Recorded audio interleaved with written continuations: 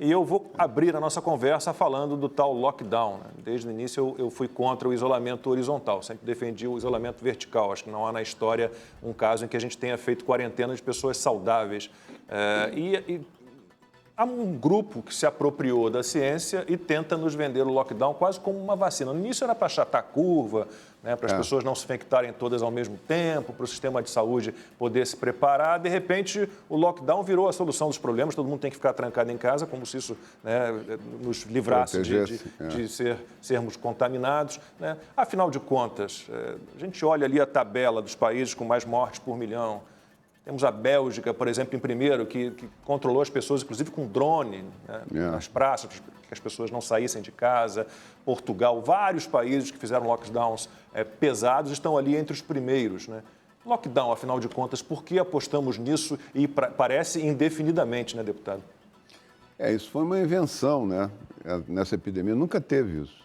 Todas as epidemias anteriores, virais, inclusive letais, muito letais, né, que foi o caso da gripe russa em 77, da asiática em 57, da Hong Kong em 68, todas tiveram mais vítimas do que essa, né? A H1N1 teve menos, mas isso é proporcional à letalidade, inclusive. Quanto mais letal o vírus, menos tempo. A H1N1 as pessoas morriam em uma semana. Elas internavam e em uma semana evoluíam para óbito, né? Ele destruiu o alvéolo do pulmão, ele não dava nem uma pneumonia, ele destruiu o alvéolo, as pessoas ficavam afogadas em sangue, era uma coisa terrível, né? Então, nesse aspecto, as pessoas têm menos tempo para transmitir. O que esse vírus tem de diferente desses outros, que são influenza, né? Ele é um corona, é que ele é mais rápido no contágio e menos letal. Então, as pessoas ficam mais tempo com o vírus, transmitem mais, se espalha mais o vírus, né? Então, mas o lockdown é uma invenção, às vezes pode se usar em coisas extremas, né? Como a epidemia do ebola, né? De fechar uma área inteira, como a China usou isso no começo, né? E eu acho que usou de forma acertada, que ela isolou a província de Hubei, mas a China continuou vivendo normal. Ela isolou uma província, né? Porque ali surgiu, ali não tinha, o vírus não vinha de lugar nenhum, ele só tinha ali, no mundo, só tinha ali, né? Então foi mais fácil fazer o controle. Depois que ele se espalhou, no Brasil ele entrou por vários lugares ao mesmo tempo, não tem mais como controlar.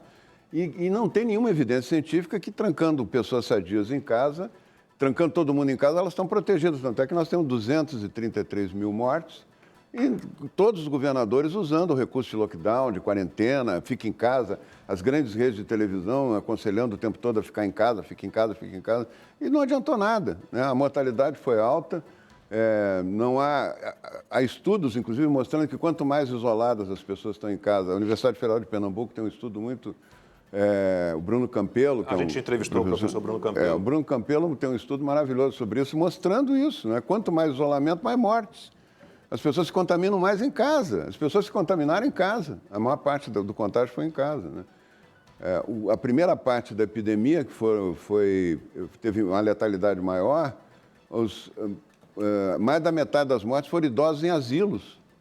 Idosos que nunca saíram para ir numa loja, nunca saíram para ir pegar um ônibus, né? Morreram no asilo. A gente teve na Europa freiras em clausura que foram infectadas. Claro, e foi o maior número de mortes. Então, eu estranhei isso no início, porque com a vivência que eu tive, eu até conversei com o Mandetta, o ministro Mandetta, no início, a gente conversou um pouco, eu disse, olha, acho que a primeira coisa numa pandemia é não assustar as pessoas.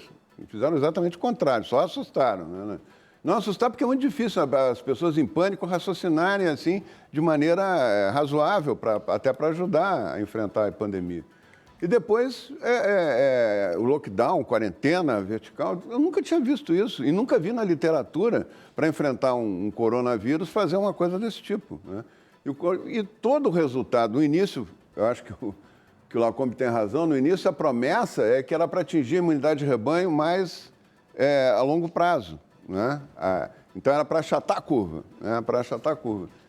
E a curva não se achatou, a curva subiu rapidamente em todos os países, né? A maior mortalidade que teve foi nesse período, né? Foi com tudo fechado, tudo trancado. Cada vez que se tranca, aumenta a mortalidade. Isso aí não tem evidência nenhuma que melhore. Então, eu acho que... Aí, a partir daí, eu comecei a ter postar e me manifestar publicamente o contrário, né? Porque é muito mais seguro orientar as pessoas não assustadas, orientá-las como se conduzir, lavar as mãos, álcool gel, guardar distância, usar máscara ou não usar máscara, aí é uma discussão. Mas tomar medidas preventivas e as pessoas sadias continuarem a sua vida trabalhando. As escolas nunca deviam ter fechado. Não há evidência que as crianças tenham um problema maior com esse vírus. Elas tinham com H1N1 e nós não fechamos as escolas. Eu fui secretário de saúde que primeiro teve o impacto do H1N1, entrou pelo Rio Grande do Sul, né, pela Argentina, e nós nunca fechamos escola. Pelo contrário, reabrimos as escolas depois das férias de julho, em plena epidemia. E não aumentou o número de vítimas de crianças, né, porque elas se contaminavam mais fora da escola do que dentro da escola. Essas não tem problema. A Suécia ficou está um ano com as escolas abertas, nunca fechou, e não há nenhum óbito de criança com menos de 15 anos, não há nenhum. As formas são leves, quanto mais jovens as pessoas no coronavírus, quanto mais jovens as pessoas, menos dano o vírus causa, né? Então, eu acho que se fez errado, se seguiu uma projeção matemática maluca lá do Imperial College da Inglaterra, que ia morrer 40 milhões de pessoas, no Brasil ia morrer 1.250.000 pessoas, 150 mil pessoas, e a partir daí começou um apavoramento geral, os governadores acho que se apavoraram também, e começaram a fechar tudo, começaram a decretar lockdown, decretar quarentena.